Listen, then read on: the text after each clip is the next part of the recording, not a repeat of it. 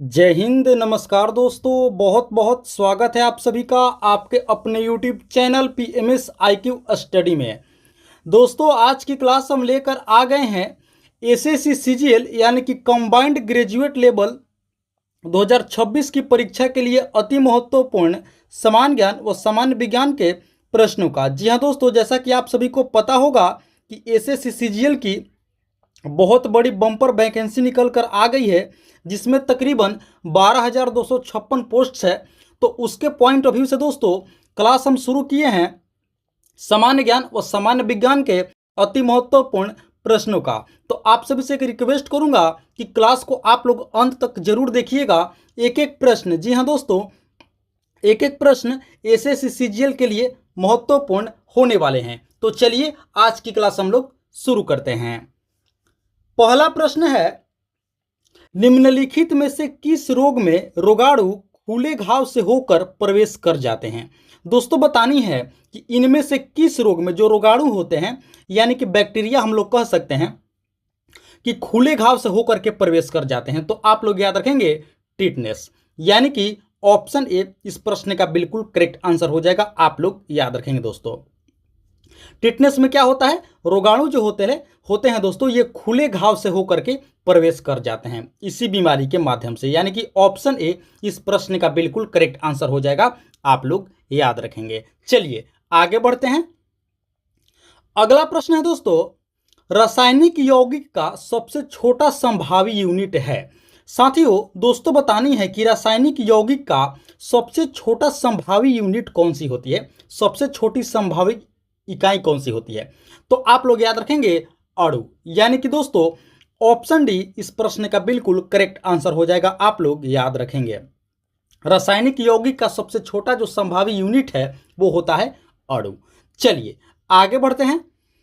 अगला प्रश्न है दोस्तों, पशुओं के खुरपका एवं मुंहपका। देखिए दोस्तों, पशु में ये बीमारी है, क्या नाम है, खुरपका और मुंहपका, फूट एंड माउथ डिजीज। बतानी है कि ये बीमारी का क्या कारण है, पशुओं में ये बीमारी किस कारण से होता है। तो आप लोग याद रखेंगे वायरस यानी कि विषाणु के चलते। ऑप्शन ए इस प्रश्न का बिल्कुल करेक्ट आंसर हो जाएगा। पशुओं में दोस्तों होने वाली जो बीमारी है खुरपका एवं मुंहपका, ये विषाणु जनित रोग है। आप लोग इसे अच्छे से याद रखेंगे, वायरस से होने वाला ये रोग है। ऑप्शन ए इस प्रश्न का बिल्कुल करेक्ट आंसर हो जाएगा। चलिए आगे बढ़ते हैं। अगला प्रश्न है दोस्तों, राइनाइटिस नामक रोग से कौन सा अंग प्रभावित होता है।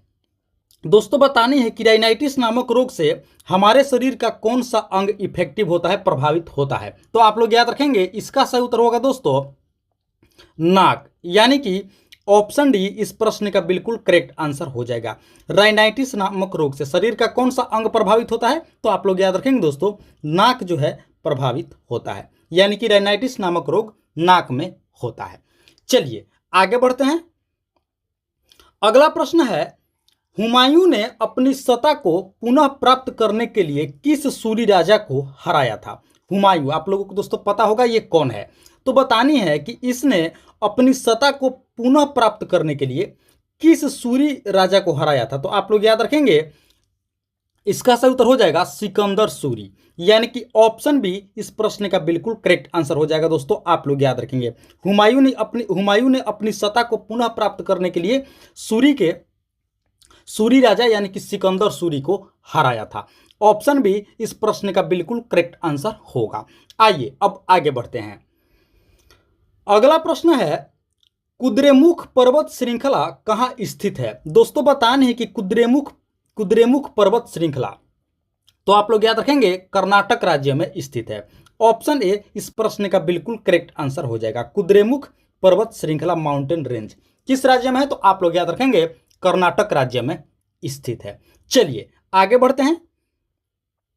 अगला प्रश्न है दोस्तों, पुट शब्द का प्रयोग किस खेल में किया जाता है। पुट शब्द का प्रयोग बतानी है दोस्तों। तो आप लोग याद रखेंगे दोस्तों पुट शब्द का प्रयोग किया जाता है गोल्फ में, यानी कि ऑप्शन बी इस प्रश्न का बिल्कुल करेक्ट आंसर होगा। पुट शब्द का प्रयोग गोल्फ खेल में किया जाता है। आप लोग इसे अच्छे से याद रखेंगे। चलिए आगे बढ़ते हैं। अगला प्रश्न है, निम्न में से कौन सा तत्व एक्टिनाइड है। दोस्तों बतानी है कि इनमें से कौन सा तत्व है जो क्या है, एक्टिनाइड है। तो आप लोग याद रखेंगे क्यूरियम तत्व, यानी कि ऑप्शन ए इस प्रश्न का बिल्कुल करेक्ट आंसर होगा। दोस्तों जो क्यूरियम तत्व है ये क्या है, एक्टिनाइड तत्व है। आप लोग इसे अच्छे से याद रखेंगे। चलिए अब आगे बढ़ते हैं। अगला प्रश्न है नवाब शुजादौला। दोस्तों बतानी है कि नवाब शुजादौला ने एक बगीचे के बीच में स्थापित सफदरगंज के मकबरे का निर्माण किस राज्य में करवाया था। देखिए दोस्तों प्रश्न को हम लोग एक बार फिर से पढ़ते हैं। प्रश्न है कि नवाब शुजादौला ने एक बगीचे के बीच में स्थापित सफदरगंज के मकबरे का निर्माण किस राज्य में करवाया था। तो आप लोग याद रखेंगे दिल्ली में, यानी कि ऑप्शन सी इस प्रश्न का बिल्कुल करेक्ट आंसर हो जाएगा। दोस्तों एक बगीचे के बीच में स्थापित सफदरगंज के मकबरे का निर्माण किस राज्य में करवाया था, नवाब शुजादौला ने। तो दोस्तों आप लोग याद रखेंगे दिल्ली राज्य में करवाया था। आइए अब आगे बढ़ते हैं। अगला प्रश्न है सामुदायिक नेतृत्व में योगदान के लिए रेमन मैग्सेसे पुरस्कार प्राप्त करने वाले पहले भारतीय कौन थे। दोस्तों बतानी है कि सामुदायिक नेतृत्व में योगदान के लिए रेमन मैग्सेसे पुरस्कार प्राप्त करने वाले पहले भारतीय का नाम बतानी है। तो आप लोग याद रखेंगे आचार्य विनोबा भावे। जी हाँ दोस्तों, यानी कि ऑप्शन सी इस प्रश्न का बिल्कुल करेक्ट आंसर हो जाएगा। सामुदायिक नेतृत्व में योगदान के लिए रेमन मैग्सेसे पुरस्कार प्राप्त करने वाले पहले भारतीय कौन थे। तो आप लोग याद रखेंगे आचार्य विनोबा भावे। इन्हें दोस्तों 1958 ईस्वी में यह पुरस्कार दिया गया था। आप लोग इस पॉइंट को भी अच्छे से याद रखेंगे। 1958 ईस्वी में आचार्य विनोबा भावे को रेमन मैग्सेसे पुरस्कार दिया गया था सामुदायिक नेतृत्व में योगदान के लिए। आप लोग इसे अच्छे से याद रखेंगे। चलिए दोस्तों आप लोगों को कुछ पॉइंट बता देते हैं जो रेमन मैग्सेसे से संबंधित है। देखिए रेमन मैग्सेसे को एशिया का नोबेल पुरस्कार कहा जाता है। आप लोग इस पॉइंट को अच्छे से याद रखेंगे। रेमन मैग्सेसे पुरस्कार को एशिया का नोबेल पुरस्कार भी कहा जाता है। ये दोस्तों जो पुरस्कार है ये फिलीपींस के दिवंगत राष्ट्रपति रेमन मैग्सेसे की याद में दिया जाता है। आप लोग इस पॉइंट को भी अच्छे से याद रखेंगे। और इसकी शुरुआत हुई थी 1957 ईस्वी में। ये सभी फैक्ट्स को आप लोग अच्छे से याद रखेंगे। रेमन मैग्सेसे पुरस्कार देने की शुरुआत कब हुई थी, 1957 ईस्वी में। सारे पॉइंट को आप लोग अच्छे से याद रखेंगे। तो आइए अब आगे बढ़ते हैं। दोस्तों अगले प्रश्न से पहले आप सभी से एक रिक्वेस्ट करूंगा कि अभी तक आप लोगों ने इस वीडियो को एक लाइक नहीं किए हैं तो दोस्तों आप लोग इस वीडियो को एक लाइक जरूर कर देंगे। साथ ही साथ PMS IQ study YouTube channel पर आप लोग पहली बार विजिट किए हैं तो दोस्तों इस चैनल को भी आप लोग जरूर से जरूर सब्सक्राइब कर लेंगे। इसी तरह की महत्वपूर्ण प्रश्नावली वीडियो प्रतिदिन देखने के लिए, अपनी तैयारी को बेहतर करने के लिए, मजबूत करने के लिए चैनल को सब्सक्रिप्शन लिस्ट में आप लोग जरूर ऐड करेंगे। क्लास में आप लोग अंत तक जरूर बने रहेंगे। आगे और भी मोस्ट इंपॉर्टेंट जीके जीएस के प्रश्न होने वाले हैं जो SSC CGL परीक्षा के लिए बहुत ही महत्वपूर्ण होंगी। चलिए आगे बढ़ते हैं। अगला प्रश्न है नेपाल को कितने प्रांतों में बांटा गया है। तो आप लोग याद रखेंगे कुल 7 प्रांतों में बांटा गया है, यानी कि ऑप्शन सी इस प्रश्न का बिल्कुल करेक्ट आंसर होगा। नेपाल को कुल 7 प्रांतों में बांटा गया है। आइए आगे बढ़ते हैं। अगला प्रश्न है दोस्तों पाकिस्तान की कौन सी जनजाति वजीरी नृत्य नामक पारंपरिक नृत्य करती है। तो आप लोग याद रखेंगे पश्तून नामक जनजाति। ऑप्शन ए इस प्रश्न का बिल्कुल करेक्ट आंसर हो जाएगा। दोस्तों पाकिस्तान की पश्तून जो जनजाति है ये वजीरी नृत्य नामक एक पारंपरिक नृत्य करती है। आप लोग इसे अच्छे से याद रखेंगे, पश्तून जनजाति। चलिए आगे बढ़ते हैं। अगला प्रश्न है महात्मा गांधी ने किस वर्ष में नेटल भारतीय कांग्रेस का गठन किया था। दोस्तों बतानी है कि महात्मा गांधी ने किस वर्ष में नेटल भारतीय कांग्रेस का गठन किया था। तो आप लोग याद रखेंगे 1894 ईस्वी में, यानी कि ऑप्शन सी इस प्रश्न का बिल्कुल करेक्ट आंसर हो जाएगा। आप लोग याद रखेंगे नेटल भारतीय कांग्रेस का गठन 1894 ईस्वी में महात्मा गांधी ने किया था। चलिए आगे बढ़ते हैं। अगला प्रश्न है भारत में कार्यकारी प्रमुख किसे माना जाता है। दोस्तों बतानी है कि भारत में कार्यकारी प्रमुख कौन होते हैं। तो आप लोग याद रखेंगे प्रधानमंत्री, यानी कि ऑप्शन ए इस प्रश्न का बिल्कुल करेक्ट आंसर हो जाएगा। दोस्तों भारत के कार्यकारी प्रमुख कौन होते हैं? तो प्रधानमंत्री होते हैं, प्राइम मिनिस्टर होते हैं। आप लोगों को दोस्तों एक और पॉइंट बता दें कि जो भारत के संवैधानिक प्रमुख होते हैं वो राष्ट्रपति होते हैं, यानी कि प्रेसिडेंट होते हैं। ये दोनों पॉइंट को आप लोग अच्छे से याद रखेंगे, कार्यकारी प्रमुख प्रधानमंत्री और संवैधानिक प्रमुख राष्ट्रपति। चलिए आगे बढ़ते हैं। अगला प्रश्न है, कोणार्क मंदिर का निर्माण किसने करवाया था? दोस्तों बतानी है कि ओडिशा राज्य में स्थित कोणार्क मंदिर का निर्माण किसने करवाया था? तो आप लोग याद रखेंगे नरसिंह देव प्रथम ने, यानी कि ऑप्शन बी इस प्रश्न का बिल्कुल करेक्ट आंसर हो जाएगा। आप लोग याद रखेंगे कोणार्क मंदिर का निर्माण किसने करवाया था? तो आप लोग याद रखेंगे नरसिंह देव प्रथम। चलिए आगे बढ़ते हैं। अगला प्रश्न है, निम्नलिखित में से कौन सा एक किसी मृत व्यक्ति का स्मारक नहीं है? दोस्तों बतानी है कि इनमें से कौन सा एक किसी मृत व्यक्ति का क्या है, स्मारक नहीं है? तो आप लोग याद रखेंगे चार मीनार, यानी कि ऑप्शन सी इस प्रश्न का बिल्कुल करेक्ट आंसर हो जाएगा। दोस्तों जो चार मीनार है ये किसी भी मृत व्यक्ति का स्मारक नहीं है। बाकी बीबी का मकबरा, ताजमहल आप सभी को पता होगा, और इत्माद उद दौला, ये तीनों क्या है, ये मृत व्यक्ति का स्मारक है। लेकिन जो चार मीनार है ये किसी मृत व्यक्ति का स्मारक नहीं है। तो ऑप्शन सी इस प्रश्न का बिल्कुल करेक्ट आंसर हो जाएगा। चलिए दोस्तों आप लोग हमें कमेंट करके बताएंगे कि चार मीनार किस राज्य में स्थित है। आप लोग हमें कमेंट करके इसका जवाब जरूर बताएंगे। चलिए आगे बढ़ते हैं। अगला प्रश्न है, भारतीय संविधान में सर्वप्रथम संशोधन यानी कि दोस्तों अमेंडमेंट कब किया गया था? ये दोस्तों बतानी है। तो देखिए भारतीय संविधान में पहली बार संशोधन दोस्तों किया गया था 1951 ईस्वी में, यानी कि ऑप्शन बी इस प्रश्न का बिल्कुल करेक्ट आंसर होगा। इंडियन कॉन्स्टिट्यूशन में यानी कि भारतीय संविधान में पहली बार संशोधन 1951 ईस्वी में किया गया था। ऑप्शन बी इस प्रश्न का बिल्कुल करेक्ट आंसर हो जाएगा। आइए आगे बढ़ते हैं। अगला प्रश्न है, थर्मोस्कोप का आविष्कार किसने किया था? दोस्तों बताने हैं कि थर्मोस्कोप के आविष्कारक कौन थे? तो आप लोग याद रखेंगे गैलीलियो गैलीली, यानी कि ऑप्शन बी इस प्रश्न का बिल्कुल करेक्ट आंसर होगा। थर्मोस्कोप का आविष्कार किसने किया था? तो आप लोग याद रखेंगे गैलीलियो गैलीली ने। चलिए आगे बढ़ते हैं।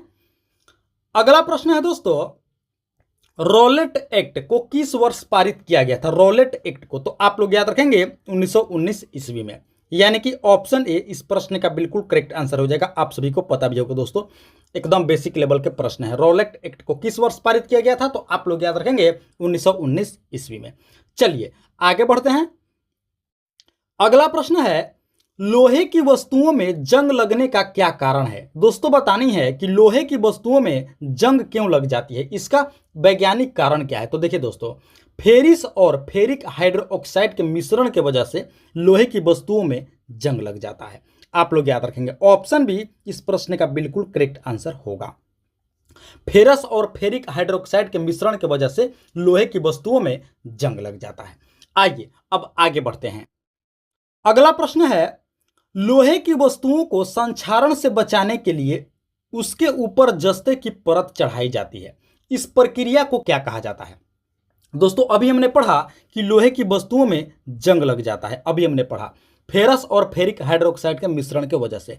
तो अब बतानी है कि इस संक्षारण से बचाने के लिए, यानी कि लोहे की वस्तुओं को जंग लगने से बचाने के लिए इसके ऊपर जस्ते की एक परत चढ़ाई जाती है, जस्ते की एक लेयर चढ़ाई जाती है, पतली लेयर। इस प्रक्रिया को क्या कहा जाता है? तो दोस्तों इस प्रक्रिया को गैल्वेनीकरण कहा जाता है, यानी कि गैल्वेनाइजेशन कहा जाता है। ऑप्शन डी इस प्रश्न का बिल्कुल करेक्ट आंसर हो जाएगा। लोहे की वस्तुओं को संक्षारण से बचाने के लिए इसके ऊपर जस्ते की पतली परत जो चढ़ाई जाती है, इस प्रक्रिया को गैल्वेनीकरण अर्थात गैल्वेनाइजेशन कहा जाता है। बेसिक लेवल के प्रश्न है तो दोस्तों, लेकिन बहुत ही महत्वपूर्ण है। आइए अब आगे बढ़ते हैं। अगला प्रश्न है, जल आपूर्ति के लिए जल का शोधन यानी कि प्यूरिफिकेशन निम्नलिखित प्रक्रिया से होता है। दोस्तों बतानी है कि जल आपूर्ति के लिए जो जल का शोधन किया जाता है, जल को शुद्ध किया जाता है, प्यूरिफिकेशन किया जाता है, ये किस प्रक्रिया के द्वारा होता है? तो आप लोग याद रखेंगे क्लोरीनीकरण, यानी कि ऑप्शन ए इस प्रश्न का बिल्कुल करेक्ट आंसर हो जाएगा। दोस्तों आप लोग याद रखेंगे जल आपूर्ति के लिए जल का शोधन प्यूरिफिकेशन क्लोरीनीकरण प्रक्रिया के द्वारा होता है। ऑप्शन ए इस प्रश्न का बिल्कुल करेक्ट आंसर हो जाएगा। आइए अब आगे बढ़ते हैं। अगला प्रश्न है, संविधान सभा में कुल महिलाओं की संख्या कितनी थी? दोस्तों बतानी है कि संविधान सभा में कुल महिलाओं की कितनी संख्या थी। तो आप लोग याद रखेंगे कुल दोस्तों 15 महिलाओं की संख्या थी, यानी कि ऑप्शन ए इस प्रश्न का बिल्कुल करेक्ट आंसर हो जाएगा। संविधान सभा में कुल महिलाओं की संख्या कुल 15 थी, आप सभी याद रखेंगे।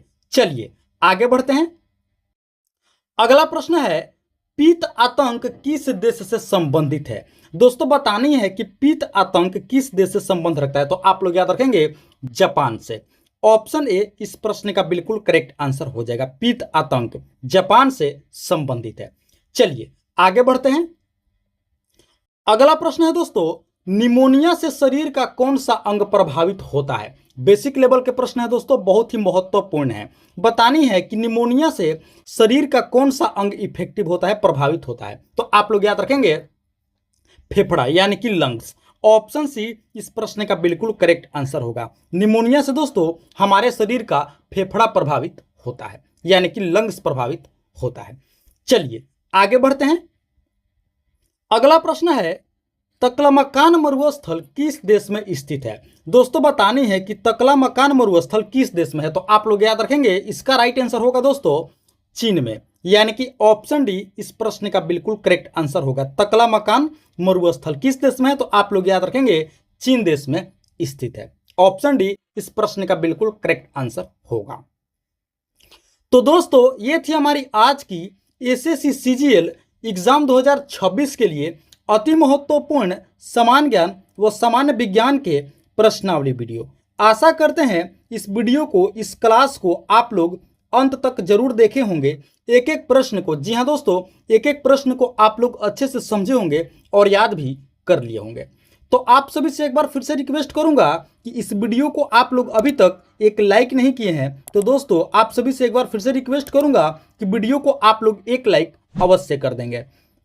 और साथ ही साथ PMS IQ study YouTube channel पर आप लोग पहली बार विजिट किए हैं तो दोस्तों इस चैनल को भी आप लोग जरूर से जरूर सब्सक्राइब कर लेंगे। इसी तरह की महत्वपूर्ण प्रश्नावली वीडियो प्रतिदिन देखने के लिए और अपनी तैयारी को बेहतर करने के लिए, मजबूत करने के लिए चैनल को सब्सक्राइब आप लोग जरूर करेंगे। कमेंट करके अपना फीडबैक हमें जरूर देंगे कि आप लोगों को क्लास कैसी लगी, प्रश्न का लेवल कैसा था, कहीं पर कोई त्रुटि है तो उसका भी आप लोग हमें कमेंट करके जरूर बताएंगे। तो फिलहाल इस क्लास में इतना ही, मिलते हैं एक और मोस्ट इंपॉर्टेंट क्लास वीडियो लेकर के। तब तक के लिए आप सभी का बहुत बहुत धन्यवाद। जय हिंद दोस्तों।